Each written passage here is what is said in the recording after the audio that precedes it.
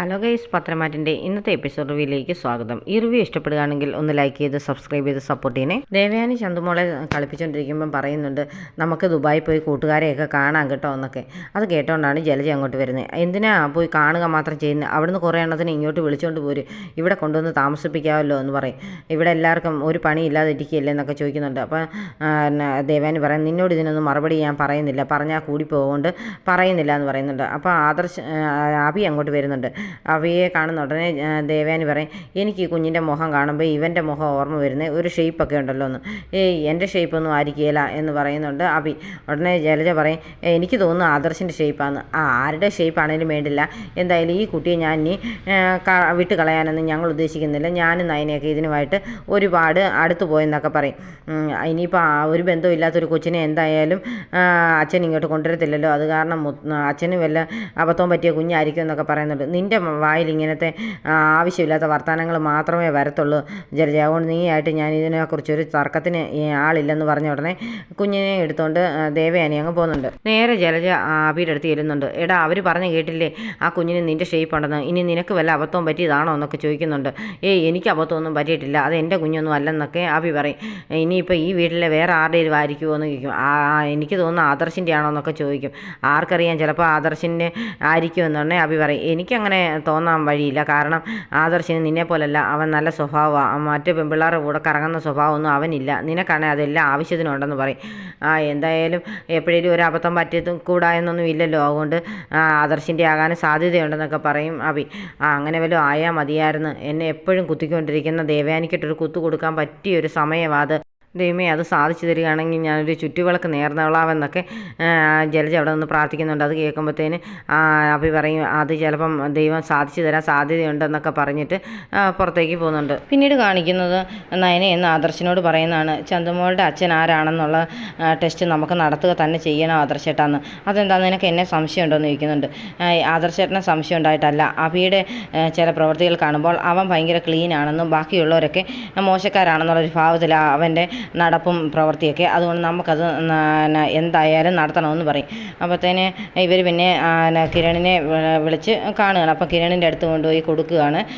അഭിയുടെയും ആദർശിൻ്റെയും ചന്തുമോളുടെയും ഓരോ തലമുടി നാര് കൊണ്ട് കൊടുത്തിട്ട് പറയും, ഇത് ഞങ്ങളുടെ 3 പേരുടെയും ഉണ്ട്, ഇതിനകത്ത് സത്യം അറിയണമെന്ന് പറയും. അന്നേരം നയന പറയുന്നുണ്ട്, എന്തൊക്കെ സത്യം അറിഞ്ഞാലും ഇല്ലെങ്കിലും ചന്തുമോളെ ഇനി എന്തായാലും ഞാൻ അമ്മയോ വിട്ട് കളയത്തൊന്നുമില്ല, ആ കുഞ്ഞ് ഞങ്ങളുടെ കൂടെ തന്നെ വളരുകയൊക്കെ ചെയ്യുമെന്ന്. അപ്പോൾ കിരൺ പറയുന്നുണ്ട്, നിങ്ങളിങ്ങനെ അതിനെ സ്നേഹിച്ച് കഴിഞ്ഞാൽ പിന്നെ അതിൻ്റെ യഥാർത്ഥ അവകാശികൾ വന്നാൽ അതിനെ വിട്ടു കൊടുക്കേണ്ടി വരുമ്പോൾ ബുദ്ധിമുട്ടാകത്തില്ലെന്ന്, അതിന് പ്രത്യേകിച്ച് അവകാശികളൊന്നും വരാൻ പോകുന്നില്ലെന്ന് ആദർശ് പറയുന്നുണ്ട്.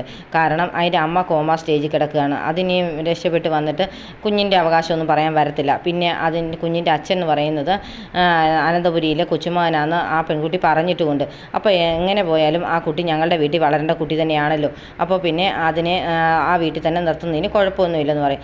എന്തായാലും അതിൻ്റെ അച്ഛൻ ആരാണെന്നുള്ള കാര്യം നമുക്ക് ഉറപ്പാക്കിയേ പറ്റത്തുള്ളെന്നും നയന പറയും. എൻ്റെ ഫ്രണ്ട് ഫ്രീ ആണെങ്കിൽ ഉടനെ തന്നെ നമുക്ക് ഇതിൻ്റെ റിസൾട്ട് അറിയാൻ പറ്റും, അത് കഴിഞ്ഞിട്ട് നമുക്ക് ബാക്കി കാര്യങ്ങളൊക്കെ തീരുമാനിക്കാമെന്ന് കിരൺ പറയുന്നുണ്ട്. പിന്നീട് കാണിക്കുന്ന അഭിയാണ്. അഭി ആ പോലീസുകാരൻ്റെ അടുത്ത് വന്ന് നിൽക്കുകയാണ്. അയാൾ പറയുന്നുണ്ട്, എൻ്റെ വീട് പണിയൊക്കെ നടക്കുക സാറേ, അത് കാരണം എനിക്കിപ്പം ഒരു 10 ലക്ഷം രൂപയുടെ ആവശ്യമുണ്ടെന്ന്. 10 ലക്ഷം ഒന്നും ഇപ്പോൾ എൻ്റെ എടുക്കാനില്ലെന്ന് പറയും. അതൊന്നും പറ്റത്തില്ല, കേസൊക്കെ ഒതുക്കണമെങ്കിൽ 10 ലക്ഷം രൂപ കിട്ടിയേ പറ്റത്തുള്ളൂ. ഇനിയിപ്പോൾ ഞാൻ പോയി കഴിഞ്ഞ് കഴിഞ്ഞാൽ പിന്നെ ആരെങ്കിലും വന്നു കഴിഞ്ഞാൽ പിന്നെ വീണ്ടും കേസ് കുത്തിപ്പൊക്കുക ചെയ്യും. അതിനു മുമ്പ് ഞാൻ കേസ് ഒതുക്കിയിട്ട് പോകണമെന്നുണ്ടെങ്കിൽ എനിക്ക് 10 ലക്ഷം കിട്ടണമെന്ന് പറയും.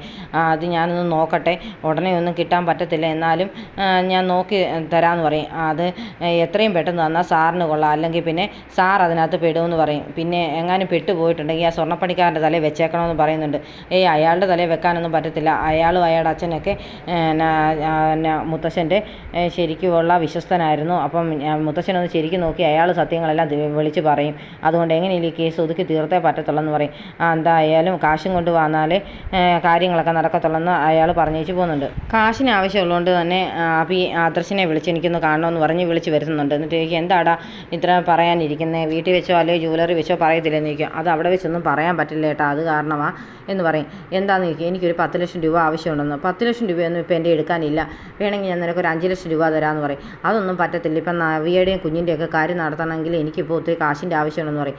അത് നവിയുടെയും കുഞ്ഞിൻ്റെയും കാര്യമൊക്കെ ഞാനും നയനയല്ലേ നടത്തുന്നത്, പിന്നെ എന്തിനാ ഇത്ര കാശെന്ന് ചോദിക്കും.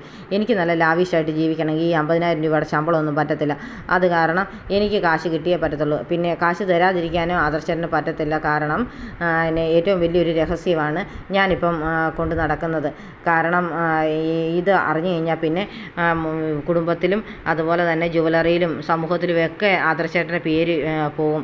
അതുകൊണ്ട് എങ്ങനെയും ഇത് പറയാതിരിക്കണമെങ്കിൽ 10 ലക്ഷം രൂപ തന്നേ പറ്റത്തുള്ളൂ ബ്ലാക്ക് മെയിൽ ചെയ്യുന്ന രീതിയിൽ ആണ് ആദർശിനോട് പറയുന്നത്. അപ്പോൾ ആദർശ് പറയും, ഒരു 5 ലക്ഷം രൂപ ഞാൻ തരാമെന്ന് പറയും. അത് കഴിഞ്ഞ് ഞാനൊന്ന് നോക്കട്ടെ എന്നൊക്കെ പറയുന്നുണ്ട്. എന്തായാലും എനിക്ക് 10 ലക്ഷം രൂപ കിട്ടിയേ പറ്റത്തുള്ളൂ എന്ന് പറഞ്ഞിട്ടാണ് ആഭി അവിടുന്ന് പോകുന്നത്.